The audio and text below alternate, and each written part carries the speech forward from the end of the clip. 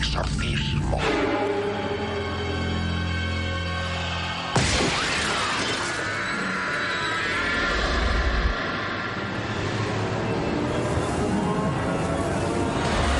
Prepárense para un viaje a lo desconocido. Un viaje que tiene como leitmotiv las preguntas que ustedes nos han hecho llegar en estas últimas semanas. Uno de los temas más reiterados, probablemente por el estreno en estas fechas de la precuela de la película del Exorcista, ha sido precisamente qué hay de verdad detrás del fenómeno de la posesión diabólica y de si existen realmente en pleno siglo XXI sacerdotes exorcistas que todavía se dedican a combatir al diablo. En nuestra mesa de trabajo hemos reunido a auténticos expertos que nos van a hablar de esta cuestión y lo vamos a hacer al hilo de sus preguntas. Precisamente por eso, en toda la edición del Otro Lado de la Realidad de esta noche, contaremos en esta mesa con Carmen Porter, nuestra compañera. Buenas noches, Carmen. Buenas noches, Javier. Es verdad que el Exorcista ha suscitado muchísimas preguntas de nuestros espectadores. El demonio, Satanás, Belcebú, siempre es una pregunta constante de nuestros espectadores, Javier. Hay cierto miedo a esta figura diabólica, pero también ciertas preguntas porque no se sabe muy bien de qué forma actúa Satanás. ¿Es verdad que en la actualidad sigue actuando, sigue habiendo posesos o es cosa de siglos anteriores? Es una de las preguntas que nos hacen nuestros espectadores, ¿exorcistas oficiales en España? Pues esa misma pregunta la vamos a trasladar inmediatamente a uno de nuestros invitados. Es el padre José Antonio Fortea, sacerdote, teólogo especializado en demonología, demonólogo, y que hace algunos años presentó su tesis El exorcismo en la época actual. También es autor de este tratado de demonología, Summa Daemoniaca, un estudio exhaustivo para teólogos sobre esta cuestión. Padre Fortea, buenas noches. Hola, buenas noches. Bienvenido. Le quería preguntar o trasladar esta pregunta que nos hacía Carmen Porter. ¿Es verdad que existen en la actualidad exorcistas oficiales, por decirlo de alguna manera, que trabajen en estos casos? Sí, desde luego eso no presenta ninguna duda. En la Europa más civilizada y más racionalista, en Estados Unidos, hay sacerdotes especializados en tratar este tipo de casos. En Nueva York, Londres, en Alemania. Hay sacerdotes, pocos, muy pocos, pero los hay. Usted lleva unos años trabajando con esta clase de casos que probablemente algunos compañeros suyos de sacerdocio no se atreven a tocar porque son casos bastante impresionantes, y en el ejercicio de su profesión sí dice haber encontrado algún caso de posesión demoníaca real, ¿no? La verdad es que la cantidad de casos que uno ve que no tienen nada que ver con el demonio es tan grande que yo entiendo que exista este escepticismo, pero sí que a lo largo de estos años unos pocos casos presentan todos los rasgos que la Iglesia determina como posesión diabólica. Si tuviera que elegir alguno de esos casos, ¿nos podría describir alguno de esos casos de verdadera posesión diabólica que usted ha visto? ¿Tienen algo que ver con lo que vemos en la pantalla grande, en la pantalla del cine, cuando vemos películas como El Exorcista? Pues el caso típico, lo que podríamos llamar caso tipo, es una persona sin ningún problema psiquiátrico, nunca, y que a raíz de un acto esotérico, Ouija, espiritismo, santería afrocubana, ritos de la New Age, cualquier tipo de acto en el que se invoca espíritus, de pronto presenta unos rasgos que son que se siente mal al entrar a una iglesia, que no soporta un crucifijo que había tenido siempre en su casa, que repentinamente, sobre todo por la noche, a solas en casa, pone los ojos en blanco y comienza a hablar con otra voz. Eso es un caso tipo. Se aplica el exorcismo y esa persona vuelve a la normalidad. Cuando un caso es verdaderamente de posesión, ya puede estar siendo tratado por psiquiatras durante años, que la persona va a ser finalmente relegada como caso crónico. No sé si estos síntomas los identificará el doctor Francisco Alonso Fernández, nuestro siguiente invitado esta noche en el plató del Otro Lado de la Realidad. Él es catedrático de Psiquiatría de la Universidad Complutense de Madrid, académico de la Real Academia de Medicina, director director del Instituto de Psiquiatras de Lengua Española, autor de innumerables libros, una auténtica eminencia en cuestiones psiquiátricas. Buenas noches, doctor. Buenas noches. Estos síntomas de no atreverse a entrar en una iglesia, tener fobia a los objetos religiosos, ¿tienen alguna explicación psiquiátrica o hay que recurrir a la posesión diabólica? Bueno, desde mi óptica, desde luego tiene una explicación psiquiátrica.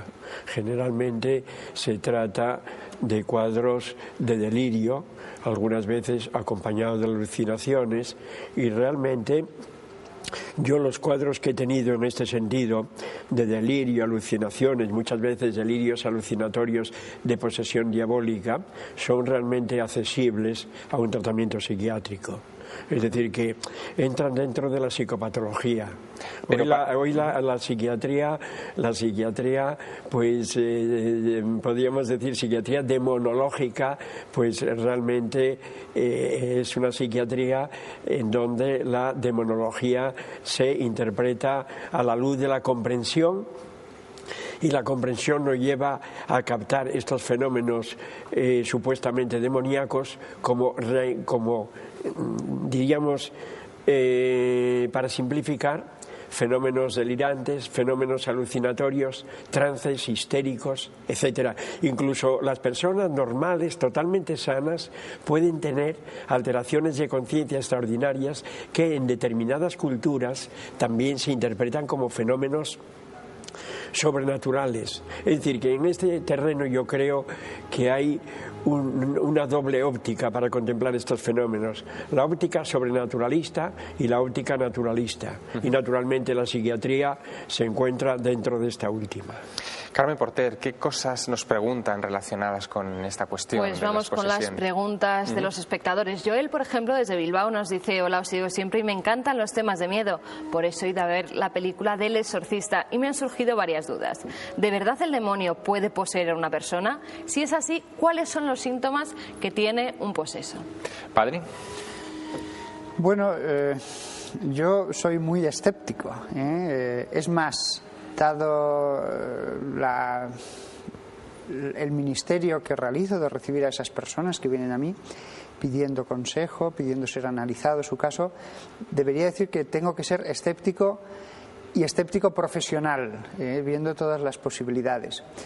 Entonces sí, yo después de ver cientos y cientos de casos, conozco muy bien lo que ha comentado el psiquiatra y me parece muy lógico porque si uno lo que ha visto son esos cuadros delirantes, pues uno dirá, ¿por qué tengo yo que creer lo que no he visto? Y a mí eso me parece una postura completamente lógica. Lo que pasa es que en mi caso, digámoslo así, es el caso como el de un psiquiatra al que le envían los casos psiquiatras cuando dicen, esto lo llevo tratando desde hace 2 años, hablo por ejemplo de uno de los últimos casos que me enviaron, y cada vez se aleja más de la literatura que tengo sobre esta enfermedad.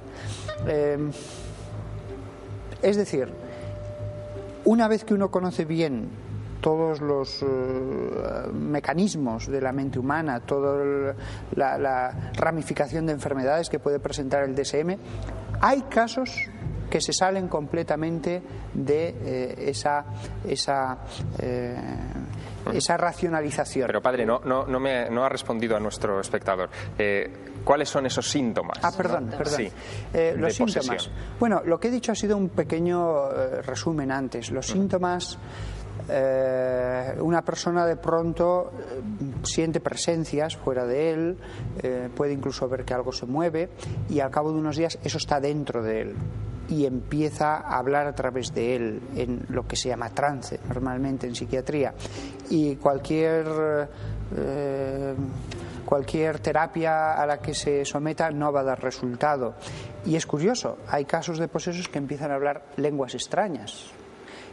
Y desde luego hay un hecho que eso lo he comprobado multitud de veces. ¿Y cómo se puede explicar desde la psiquiatría? Yo hablo en latín, que es el idioma que conozco bastante bien, para hablar, incluso a niños de 8 años, y contestan, lo entienden. Entonces aquí lo que vemos es que hay algo más. El síntoma esencial es que la persona va a decir, aquí hay algo más. que no se explica. Doctor, usted publicó hace algunos años un libro que se titulaba Estigmas, levitaciones y éxtasis, y también abordaba la problemática de la xenoglosia, de hablar en idiomas que no son propios de uno. ¿Esto tiene alguna explicación para la ciencia actual? Bueno, lo que yo puedo decir es que, y con arreglo a mi experiencia, es que la ciencia va cubriendo cada vez más este campo de fenómenos extraordinarios, fenómenos extraños. Cada vez hay menos fenómenos que no tienen una explicación científica. Por ejemplo, yo he tratado mucho en ese libro que usted ha tenido la atención de mencionar, Estigmas, levitaciones y éxtasis, el fenómeno de los estigmas. Y los estigmas, por ejemplo, pues antiguamente se planteaban o como hechos milagrosos o como fraude, y sin embargo ya en mi libro se plantean como fenómenos espontáneos o artificiales. Si son artificiales no tienen por qué ser fraude, porque muchas veces son producto del inconsciente durante el sueño, etcétera. Pero si son espontáneos, tampoco tienen por qué ser hechos milagrosos, porque resulta que hay fenómenos análogos no religiosos que demuestran la fuerza de las emociones para cristalizar en alteraciones, en este caso alteraciones de la piel con determinado significado, etcétera, etcétera. Es decir, que sería casi una manera de materializar los pensamientos, ¿no? Exactamente, una manera de materializar los pensamientos, de materializar las tendencias propias. Por ejemplo, una chica ve cómo azotan por la tarde a su hermano, lo sufre muchísimo, y aquella noche a esta chica a lo mejor le aparecen señales en la espalda idénticas a las que pueda haber tenido su hermano como producto de los azotes, lo cual es algo análogo a lo de los estigmas. Y entonces sabemos que las emociones tienen mucha fuerza para determinar alteraciones de la piel, bien por una vía nerviosa o bien por una vía vascular, de manera que un hecho que era un hecho extraordinario, que no tenía explicación científica, ahora la tiene. Hay una pregunta que sí me gustaría trasladarle, doctor, y también a usted, padre, que nos han hecho muchos espectadores, muchos de ustedes, que es si es necesario creer en el diablo para ser víctima de una posesión. Es decir, ¿hay que tener una fe predeterminada ya en cuestiones religiosas o no? Bueno, yo pienso que desde el punto de vista de la clínica psiquiátrica, indudablemente, para tener un delirio demonológico, vamos a hablar así, porque yo no, la posesión auténtica por la psiquiatría actual está contemplada como un fenómeno delirante, pues evidentemente es más susceptible de tener este tipo de cuadro clínico una persona que cree en el demonio. La prueba está en que los delirios cada vez son menos religiosos y cada vez son más técnicos.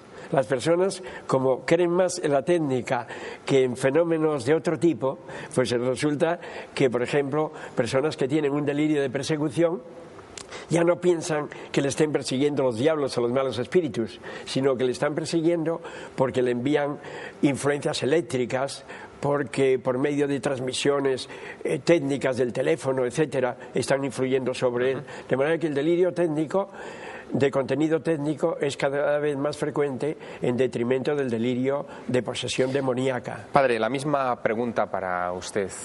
¿Hay que creer en el diablo para ser una víctima suya? Hombre, yo concuerdo totalmente aquí con el catedrático en que es un hecho observado que los delirios cursan más con temática técnica o de otro tipo que con temática religiosa. Y eso tiene unas razones científicas que son muy claras. Sin embargo, cuando se produce un verdadero caso de posesión, es absolutamente indiferente el background que haya en la familia. Me he encontrado con... O sea, los antecedentes o creencias familiares, ¿no? No importa que sean ateos, no importa que la religión no se mencionara nada. Y hablo de un caso, por ejemplo, de una niña de 9 años que tuve a mí me llegó después de que pasara por el equipo de psiquiatras, y lo que más sorprendía a los psiquiatras era que la familia tenía un alejamiento de la religión total y natural. Y de pronto la niña de 9 años, internada en un hospital psiquiátrico a los 9 años, cosa muy rara en un niño de esa edad, que esté internado y que al cabo de ese tiempo le diga al equipo de la Seguridad Social no sabemos lo que tiene, y es entonces cuando la familia nada religiosa Dice, o sea, la tenemos aquí llorando todo el día, aislada, no podía estar ni siquiera con un compañero porque lo asustaba. Y ustedes me dicen que no saben lo que tienen. Fue entonces cuando deciden llamar a la iglesia y me pasan al final ese caso. Pues bien, ¿y se resolvió el caso? La niña presentaba toda la idea que podía haber tenido un poseso de la Edad Media, el conocimiento, todo. Entendía latín perfectamente. Una sola sesión de oración, la niña al día siguiente estuvo en 24 horas en observación y a su casa. Nos quedan muy pocos instantes antes de irnos a la pausa publicitaria. Quisiera hacerles una pregunta para que me respondieran con una frase. Y es su valoración sobre el fenómeno que ha desatado estas preguntas y la inquietud social. La película del Exorcista. ¿Cómo la valoran ustedes, doctor? Yo solo he visto El Exorcista la primera parte, no la segunda. Y la primera parte me ha impresionado simplemente por su ridiculez y por su infantilismo. Bien, padre Fortea. ¿Tiene algo de docudrama o no? No, es una colección de sustos. Una colección de sustos y nada más. En ningún caso una niña, en su caso, se ha levantado en la cama ni ha protagonizado cosas de este estilo. La película no refleja para nada ni lo que es el rito del exorcismo ni lo que es la posesión. Y en casos que hayan pasado delante de mí, sí, ha habido levitaciones y todo tipo de fenómenos extraños, sí. Pero los psiquiatras dirían que es la energía mental que está rondando por ahí. No, yo es que he estudiado en el libro Estigmas, Levitaciones y Éxtasis y he llegado a la conclusión, y lo documento en el libro, de que jamás en la historia de la humanidad ha habido un caso auténtico de levitación. Bueno, la polémica desde luego está servida y abierta entre ciencia y religiones, la eterna controversia. Carmen Porter, quédate con nosotros porque hay preguntas de todo tipo y de otros temas muy diversos, ¿verdad? ¿Qué es lo que vamos a ver dentro de unos minutos? Pues vamos a hablar de momias. Un tema que también interesa mucho porque mucha gente ha ido este verano a Egipto y se han encontrado con momias y también con historias como la maldición de Tutankamón. Bueno, pues vamos a intentar resolver todo ese tema y también ciudades míticas, la Atlántida. Bueno, pues de momias, de la Atlántida y de otras muchas cuestiones que ustedes nos preguntan cada semana, nos ocuparemos dentro de unos minutos, después de la publicidad. No se nos vayan. Gracias por acudir a esta mesa de trabajo. Hasta pronto.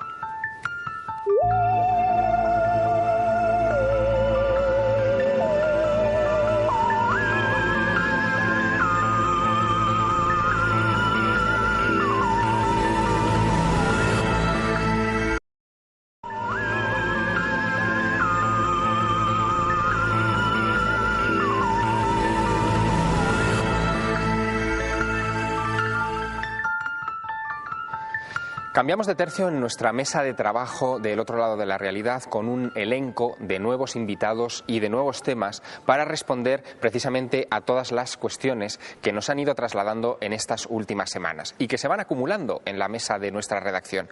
Carmen Porter las ha ido desgranando una a una y nos trae algunas nuevas. Ahora, por ejemplo, hablaremos de momias. Carmen. Pues muchas preguntas en torno a las momias. Por ejemplo, Eusebio Estevez, que nos escribe desde Madrid, nos dice que este verano estuvo en Italia y se quedó muy impresionado con unas momias que había en una catacumba. Nos quería preguntar si sabemos por qué se quedaron en ese estado, si hay alguna explicación lógica o si se utilizó, por el contrario, alguna técnica para momificarlas.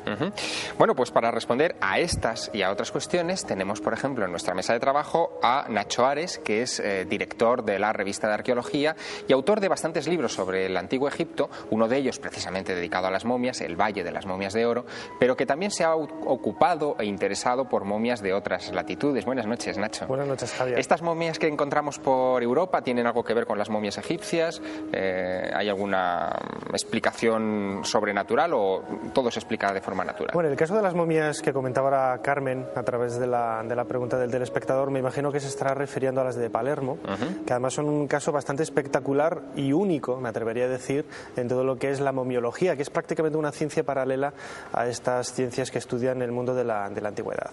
En el caso de las momias de Palermo, comienzan a darse a finales del siglo XVI, creo que son las primeras, y es una tradición que se lleva a cabo hasta prácticamente comienzos del siglo XX, y además utilizando en algunos casos una técnica totalmente desconocida, llevada a cabo por algunos médicos locales, donde se han conseguido resultados realmente sorprendentes. sorprendentes, donde es prácticamente imposible discernir, darse cuenta de si efectivamente la persona a la que estamos viendo acaba de fallecer ahora o hace 100 años, ¿no? Hay casos realmente curiosos. Pero supongo, Nacho, además, que todo esto obedece en realidad al concepto del más allá, es decir, a tratar de preservar cuerpos para su viaje al otro lado, en el caso de los griegos a cruzar la laguna Estigia, en el caso de los egipcios a prepararse para su viaje a la Menti. Si me permites, Nacho, voy a introducir también a otro de nuestros invitados. Él es el profesor Federico Lara Peinado, doctor en Filosofía y Letras y profesor de Historia Antigua en la Universidad Complutense de Madrid. Su especialidad, profesor, es el Oriente Próximo, y me imagino que también se ha ocupado mucho de los preparativos del viaje al más allá en las culturas antiguas. ¿La momificación forma parte de esos preparativos de una manera especial en el Oriente Próximo, o es un fenómeno solo de ahí, o también lo encontramos en otras latitudes del mundo? Buenas noches. Desde el punto de vista de la momificación, los documentos del Próximo Oriente Antiguo en ningún caso recogen el tema de la momificación. Tampoco se han encontrado momias hasta el momento presente, por lo que yo sé. Eso sí, tenían una cultura también dedicada hacia la muerte, con una serie de ceremoniales muy fastuosos, sobre todo los emperadores asirios, sobre todo los reyes sumerios, que incluso llegaban a enterrar a un número muy elevado de servidores. Ahora, desde el punto de vista de la deposición del cadáver, utilizan la inhumación y la incineración, pero que se sepa, no utilizan la momificación. Incluso los persas exponen los cadáveres para que sean devorados por las propias aves en unas parihuelas específicas. Por tanto, no se conocen, salvo que alguna momia por circunstancias geográficas o de clima se haya podido conservar, pero de hecho no se dedicaron a la momificación. Es decir, que el caso egipcio es bastante excepcional, por tanto. Me imagino que Egipto y el área también americana y demás, pues será unos anclajes específicos ahí, pero en el Oriente Próximo no han aparecido momias. ¿Y no le resulta curioso a un profesor de historia como usted que en América se momificara igual que en Egipto, cuando supuestamente no había conexiones entre ambas latitudes tan distantes, por otra parte, ¿no? Bueno, esto nos llevaría a unos momentos muy antiquísimos, conectados con el mito del diluvio, porque de hecho, o con las teorías de que la Tierra en un momento era Pangea, toda una unidad, y por tanto era normal que se hubiesen transmitido pues elementos culturales de un lado a otro. Últimamente hay un profesor que argumenta que los fenicios estuvieron en América, y si tenemos en cuenta la problemática del diluvio y que con la derivación de las lenguas se produce una diáspora, pues ¿por qué no encontrar puntos de contacto? Es más, entre la cultura precolombina y la egipcia hay muchos puntos en contacto, sobre todo a nivel de preguntas, no de respuestas. Esto es uno de los eternos enigmas que todavía está por resolver. Le voy a guardar para después algunas preguntas sobre el diluvio, porque es un tema que también nos va a ocupar esta noche aquí, ¿verdad, Carmen? Vamos a introducir una serie de preguntas que hemos trasladado a Carmen Pérez Die, la directora del Museo Arqueológico Nacional en Madrid, al respecto de la momificación y cómo todo esto está vinculado a la comprensión y a la idea que tenían los antiguos egipcios del más allá. Precisamente le preguntábamos cómo entendían los primitivos egipcios, los constructores de pirámides, ese Amenti, esa región de los muertos, ese más allá. Los egipcios pensaban que después de la muerte existía una vida en el más allá, pero para sobrevivir necesitaban un soporte en el cual las partes del individuo, su alma, su ka, la personalidad en la que estaba dividido, encontrara un lugar, el soporte para volver a apoyarse en él. Por ello, momificaban el cuerpo. En Egipto prácticamente es impensable, o en ningún momento que se conozca se practicó la incineración, porque el cuerpo era absolutamente necesario preservarlo y mantenerlo. La que fue directora del Museo Arqueológico Nacional y también directora de algunas expediciones a Egipto, a Heraclópolis, también nos explicaba cómo eran esas técnicas de momificación en el Egipto faraónico. El proceso de momificación era largo y costoso. Tenemos referencias a través de Heródoto Evidentemente no siempre se seguía tan a rajatabla, pero así en líneas generales, digamos que en principio podía durar hasta 70 días. El cadáver era llevado a la Casa de la Vida y desde allí estaban los sacerdotes vinculados a la momificación y las personas que trabajaban en ella. En principio se hacía una incisión en el costado y a través de ahí se sacaban las vísceras que se momificaban aparte. El cerebro se sacaba por la nariz con un gancho que se introducía a través del orificio nasal y el corazón se quedaba in situ porque los egipcios pensaban que el corazón era el lugar donde residía la inteligencia, no lo vinculaban con el cerebro sino con el corazón. Esta parte de la momificación siempre me ha impresionado particularmente.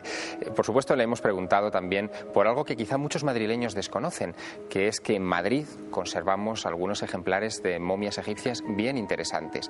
Y Carmen Pérez Díez nos explica cuáles son las que podemos admirar aquí mismo, en el Museo Arqueológico Nacional. El Museo Arqueológico Nacional conserva en la actualidad 4 momias egipcias. 3 de ellas están expuestas, la otra está se guarda en los almacenes del Museo Arqueológico Nacional porque su estado de conservación no es demasiado bueno. Y hay una 4ª en exposición que no es una momia real, es una recreación de momia, es una momia falsa en definitiva, pero que no está pensado como para intentar engañar a nadie, sino simplemente es un soporte para sujetar los cartones que cubrían las momias, que son auténticos. Con respecto a las otras, pues generalmente proceden de colecciones particulares que ingresaron en el museo en el siglo XIX o a principios del siglo XX como resultado pues de donaciones o de ventas que se hacían al Estado en ese momento. Enorme curiosidad es la que suscita el asunto de las momias. Y para hablarnos también de las momias modernas y de algunos casos relacionados con su análisis forense, hemos invitado a nuestra mesa de trabajo a José Antonio García Andrade. Buenas noches. Buenas noches. Él es asesor del programa de televisión Lo que me contaron los muertos, de gran éxito en televisión española, y profesor de psiquiatría forense en la Universidad Complutense de Madrid. Para usted, profesor, Carmen Porter le tiene reservada una pregunta de nuestros espectadores. Adelante, Carmen. Pues sí, Javier, porque es muy interesante lo del tema de la momificación. Tú decías antes que siempre te impresionaba esa parte de la momificación. No eres el único. Ana García nos preguntaba y nos decía que desde siempre le ha gustado mucho la historia, sobre todo la egipcia, que además está ahorrando para irse este verano a Egipto. Pero lo que más le llama la atención son las momias. ¿Cómo hacía esta cultura para momificar a sus seres queridos? ¿Qué materiales utilizaban? Pues la verdad es que es todo un rito que muchas veces se sigue empleando hoy día en los embalsamamientos, porque realmente la momificación puede ser natural por alguna situación ambiental, como puede ser los grandes desiertos o pueden ser los grandes cimas de las montañas. Entonces conservan bien los cadáveres y se momifican. Pero realmente quizás lo que más nos interesa es pensar por qué se embalsamaban los cadáveres en Egipto, que además muchos de ellos tienen una conservación perfecta, que se ha tratado de imitar y hoy día se ha superado sin duda ninguna el embalsamamiento de los cadáveres. Hay gente que quiere embalsamar a sus seres queridos. ¿En la actualidad? En la actualidad. Ajá. Hay otro hecho que es político, como por ejemplo, durante años, me parece que fue Lenin el que estuvo en la Plaza Roja, que estuvo embalsamado y estaba conservado con desfile continuo y permanente de personas que iban a contemplar a su líder político. O sea que todavía incluso, ya no por razones religiosas, sino incluso por razones políticas o por razones afectivas y emocionales, se contaba el caso de un catedrático de medicina que tenía un gran amor por su hija, la embalsamó para tenerla todo siempre presente y siempre con ella, y verdaderamente eso es un caso que todavía se conserva, el cadáver de la hija de este hombre en el Museo de San Carlos. Dígame una cosa, profesor García Andrade. Ustedes, los forenses, sacan muchísima información apenas de una astilla de un hueso, por ejemplo, durante la consecución de un crimen o la investigación de un crimen. En el caso de las momias supongo que les darán una información fantástica sobre hábitos alimenticios, la salud, en fin, cosas que un cuerpo normal no les proporcionaría, unos restos mortales normales, ¿no? El cuerpo siempre nos va a decir cosas, siempre nos va a decir cosas. Claro, cuando yo digo lo que me contaron los muertos, se trata de un diálogo, pero de un diálogo forense, de un diálogo racional, no de un diálogo como pensaban aquellos santeros cubanos, ¿no?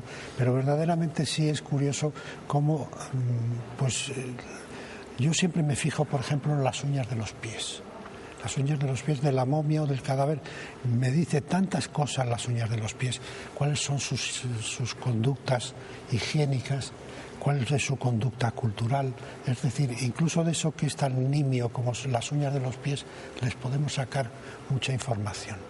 Nacho Ares, en el caso de la momia de Ramsés II, una de las más impresionantes que se conservan en la actualidad, se llegó incluso a decir que tenía restos de tabaco, de planta de tabaco, y el tabaco era una planta que no existía en el antiguo Egipto, era una planta americana. ¿Se ha investigado este misterio? ¿Se sabe algo? ¿Hay alguna hipótesis para explicarlo? Hombre, más que tabaco, lo que se detectó en los estudios que se hicieron a mediados de los años 70 en el Museo del Hombre de París para restaurar todas las colonias de Aspergillus y microorganismos que se detectaron y que iban deteriorando la momia, es que había restos de nicotina. Lógicamente son muy pocos los elementos naturales que contienen esta sustancia, y se especuló con la posibilidad de que se hubiera utilizado el tabaco para la momificación de la momia de Ramsés II. Y también, comentando un poco lo que preguntabas ahora al profesor Lara, se especulaba también con la posibilidad de la existencia de esas relaciones ya en la antigüedad, hace miles de años, entre América del Sur y lo que es el Egipto del Valle. Has mencionado una palabra rara entre todas las que has dicho, que es Aspergillus, que supuestamente es un hongo que podría explicar la maldición de Tutankamón. En 1922 se descubre la tumba de Tutankamón, es todavía hoy el descubrimiento arqueológico más importante de los últimos 100 años, y en esa tumba de un faraón que se encontró intacta con sus tesoros a buen recaudo durante varios miles de años, se produjo un hecho bastante singular, y es que en los años que sucedieron al descubrimiento de la tumba de Tutankamón, hasta 1929, murieron una cantidad importante de personas asociadas a ese descubrimiento. Se habló inmediatamente de la maldición del faraón. Nacho Ares, ¿esto tiene una explicación científica, o por lo menos hay una hipótesis que trata de aclarar lo que es por este Aspergillus, ¿no? este hongo? Nadie puede negar la presencia de esas muertes, es decir, bien es cierto que no son muertes relacionadas con los miembros del equipo de Howard Carter, que era el arqueólogo inglés que trabajaba en la tumba, pero sí de personas que de una forma casual accedían a visitar este lugar y fallecían, muchos de ellos por afecciones de tipo respiratorio. Con el paso de los años se realizaron una serie de investigaciones y se detectaron en muchos elementos orgánicos que aparecieron en la tumba, como los muebles, la madera de los muebles, los alimentos, tejidos, etcétera, restos de un microorganismo, un hongo que es el Aspergillus, en concreto el Aspergillus niger, que muy posiblemente fue el detonante de estas muertes. Hay que pensar que por el proceso de la putrefacción el hongo aparece de forma natural en estos elementos orgánicos, en estos elementos, como decía ahora, la madera o de los muebles, etcétera, y que es capaz de permanecer latente durante siglos en un espacio cerrado a una temperatura ambiente normal y controlada, como lo que sucedía dentro de lo que es la tumba de Tutankamón, y reactivarse de forma automática y también de forma natural al contacto del nuevo oxígeno, lo que provocaba la aparición de este hongo. Doctor García Andrade, supongo que usted se protegerá bien cuando examine un muerto de estas características, ¿no? Y sobre todo otro factor que yo creo que influyó mucho en todas aquellas muertes, que es la emoción. La emoción mata, eso sin duda ninguna. Entonces esa emoción puesta en relación con el Aspergillus, pues evidentemente la posibilidad de producir un asma bronquial, pues es muchísimo mayor, y el asma bronquial va a determinar muchas veces una insuficiencia respiratoria y la muerte. O sea que yo creo que aparte de los hongos hay ese factor emocional que debieron de tener todas estas personas que bajaban a hacer ese descubrimiento, que para un experto en estas materias pues debe ser la gran aventura de su vida, ¿no? La gran emoción. Entonces, pero yo pienso que sí, el hombre es una unidad de emoción, de físico, de somático, entonces yo creo que yo valoro mucho la emoción, porque muchos de mis muertos, de los que he estudiado, la causa de la muerte fue la emoción. Bueno, le invitaremos en otra ocasión a esta mesa para que hable de sus muertos. Muchísimas gracias, profesor García Andrade, y le emplazamos desde luego a una siguiente edición del Otro Lado de la Realidad. Nosotros continuamos trabajando en otros aspectos de cuestiones que ustedes nos mandan y nos preguntan. Hay imágenes que les han llamado mucho la atención, de las que han desfilado por este programa y que han sido objeto de preguntas que ahora Carmen Porter va a explicarnos. Una de ellas en concreto tiene que ver con un antropólogo que pasó por este programa, por José Manuel Revenga. Cuéntanos, ¿qué pasó en ese programa y qué es lo que nos pregunta? Pues en ese programa, Javier, mostramos unas imágenes. Había un grupo de chamanes haciendo una invocación a los espíritus a través de una hoguera. Y salió de repente una imagen muy extraña. Cuando estaban grabando este vídeo, no aparecía nada, tan solo se ve el fuego, a las personas que están haciendo ese ritual, pero Juan José Revenga, cuando hace la fotografía, en ese mismo instante en que se están rodando estas imágenes, sí, esa fotografía capta una imagen muy extraña, una especie de serpiente. Aquí la tenemos. Es decir, que en la filmación vídeo no se ve nada, pero sin embargo en la fotografía de Juan José Revenga aparece esa especie de serpiente extraña, ¿no? Efectivamente, además estaba invocando a la serpiente, todo hay que decirlo. Pues hemos recibido una nota de Miguel Carrillo. Él dice que tiene mucha experiencia sobre trucaje de fotos, de vídeo y de sonidos, y él cree que se trata simplemente de una fotografía movida. Dice que el efecto de fotografía movida es más frecuente en las fotos nocturnas, ya que el obturador de la cámara permanece abierto incluso varios segundos y cualquier principiante de fotografía lo sabría. Hemos vuelto a analizar esta fotografía y nuestros expertos nos dicen que en este caso tenía que estar movida toda la fotografía, no solo esa imagen que sale del fuego, porque como vemos los chamanes aparecen ellos solos, no da la sensación que da la serpiente, que está como una doble imagen. Misterio, por tanto, ¿no? Por lo tanto, sí, aunque claro, contamos con la experiencia de Miguel Carrillo también, y si nos quieren mandar los análisis de esta fotografía, serán bien recibidos. Misterio también es la enorme participación con la que se ha acogido nuestra encuesta sobre las profecías, esa encuesta que nosotros tenemos para que ustedes participen desde casa en la página web de Telemadrid, www.telemadrid.es. Acuden ustedes a la pestaña de programas, buscan El Otro Lado de la Realidad, hacen clic allí y allí pueden votar en una encuesta, o podían votar hasta hace poco en una encuesta, sobre qué profetas o profecías les merecían mayor credibilidad. Es una encuesta que hemos arrastrado durante varias semanas y que ya, por fin, Carmen Porter nos ha traído los resultados de la misma. Carmen, ¿qué es lo que...? A mí me siguen sorprendiendo los espectadores, Javier. Yo creía que era Nostradamus, que era nuestra primera opción. Era nuestra primera opción y ha conseguido el 40,52% de los votos. San Malaquías era la segunda.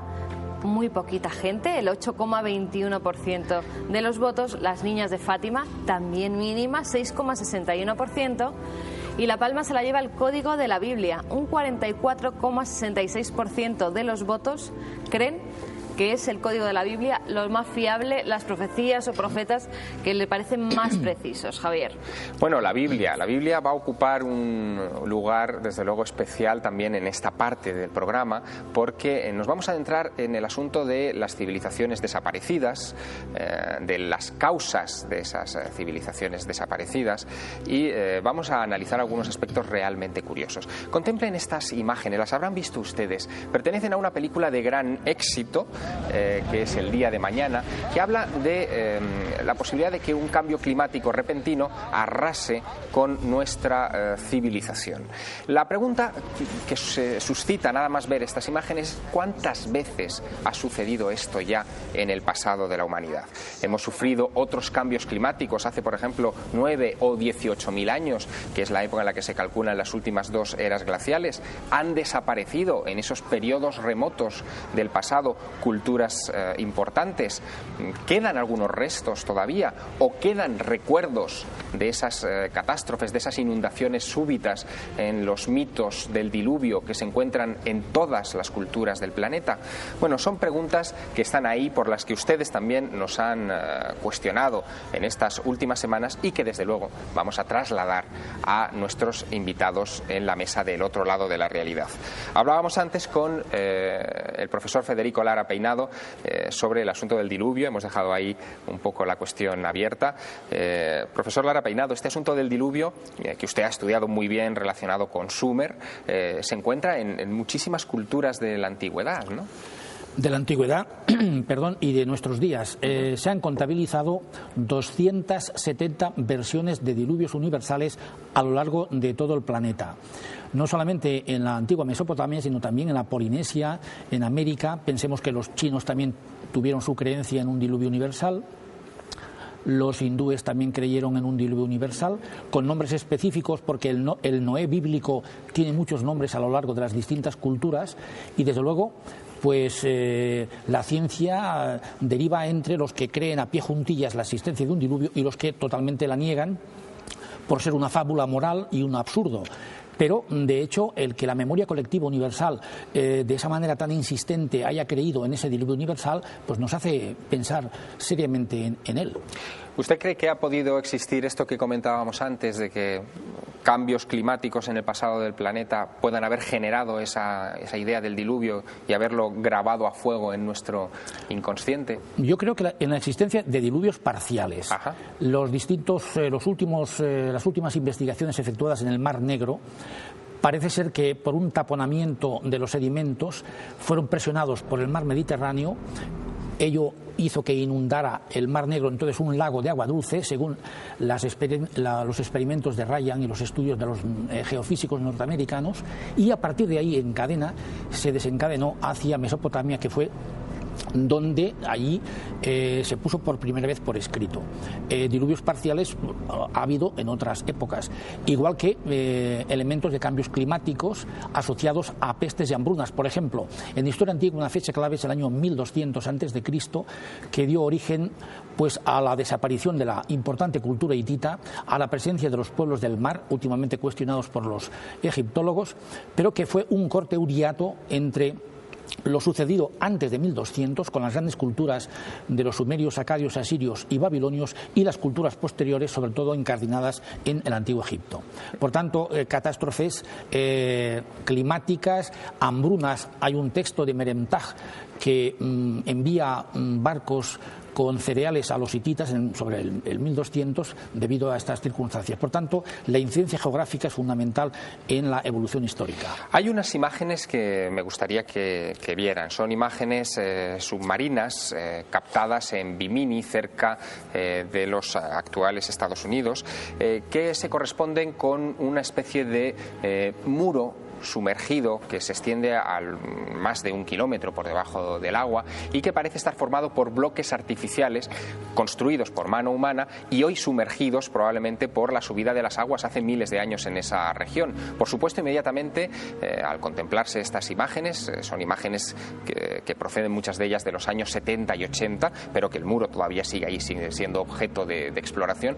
Son imágenes que inmediatamente dieron que hablar sobre otro mito universal, Nacho Ares, que es el mito de la Atlántida.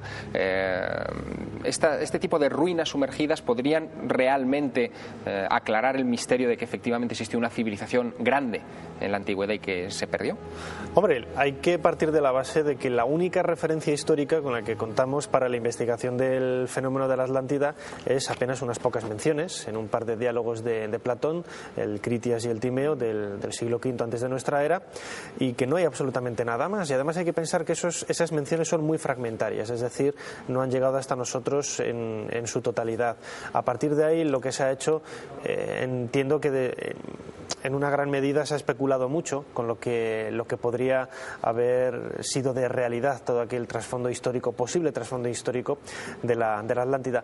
Pero no me cabe la menor duda de que seguramente Platón, viendo una manera un tanto realista o bien intentando recrear una situación que podía haber sucedido efectivamente siglos antes que él, en el 9000, más o menos antes de nuestra era, es la fecha que él propone, sí que debió de existir una civilización, una cultura, lógicamente él dice avanzada, pero avanzada para lo que es un griego del siglo V antes de nuestra era. Pero no es menos cierto, Nacho, que también en otras latitudes pasa como con el diluvio, se habla de civilizaciones desaparecidas. Estoy recordando los mitos de Mu, por ejemplo, en el Pacífico, ¿no?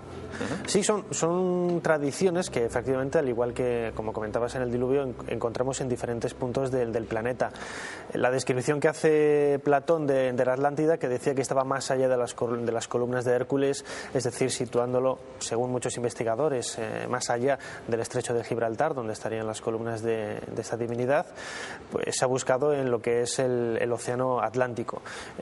Las investigaciones también de muchos geólogos dan a entender que por debajo de las aguas del océano no hay restos de lo que podría interpretarse como una civilización antigua. Ruinas de este tipo no han aparecido solamente en Bimini, sino en Yonaguni, en Japón, investigadas por una serie de geólogos de la Universidad de Boston, que también luego han sido tirados un poco por tierra, ya que esas estructuras aparentemente realizadas por la mano del hombre luego se demostró que era una serie de corrimientos naturales de placas tectónicas. En Japón, decías, pero también en Cuba. Hablábamos hace algunas semanas con una embajadora cultural cubana de excepción, con la prima bailarina absoluta del Ballet Nacional de Cuba, Alicia Alonso, probablemente la última gran diva del ballet que todavía está viva entre nosotros. Y Alicia Alonso se nos reveló como una apasionada de todo lo que tiene que ver con los enigmas del hombre y de la civilización, y por supuesto estaba muy al corriente de un descubrimiento arqueológico por el que le preguntamos inmediatamente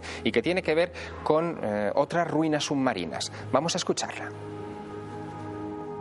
En Cuba se ha hecho un descubrimiento recientemente que puede entroncar con la Atlántida. ¿Nos lo podría explicar? En la parte de Cuba, en Pinar del Río, en la punta, la parte que está para hacia México, se han encontrado, y no han podido indagar bien, porque es muy profundo, muy profundo. Se dice que ahí, en una época, Cuba estaba unida a México, era toda una pieza, y parece que cayó un meteorito muy grande, una potencia inmensa, y hundió todo aquello. Algunas veces dicen que todo lo que había maya, de la civilización maya, se hundió ahí, o no sabemos. Pero el hecho es que encontraron y se vieron algo de unas estructuras que en la forma que estaban y que están hechas y que están cortadas y puestas, luce una cosa hecha por un pensante, por un cerebro. Pero es tan profundo que para estudiarlo tendrían que tener aparatos especiales que nosotros no tenemos, y no sé, se dijo algo de eso, se habló, y sé que Francia y otros países fueron, pero se han quedado callados. Porque si es verdad que lo que hay ahí es una ciudad sumergida, cambiaría la historia del mundo. Con Alicia hablamos de muchas más cosas que iremos desgranando en próximos programas, porque fue una de esas entrevistas realmente intensas. Intensas también son las preguntas que ustedes nos envían relacionadas con este particular, con el asunto del diluvio. Carmen Porter, hay otras, ¿verdad?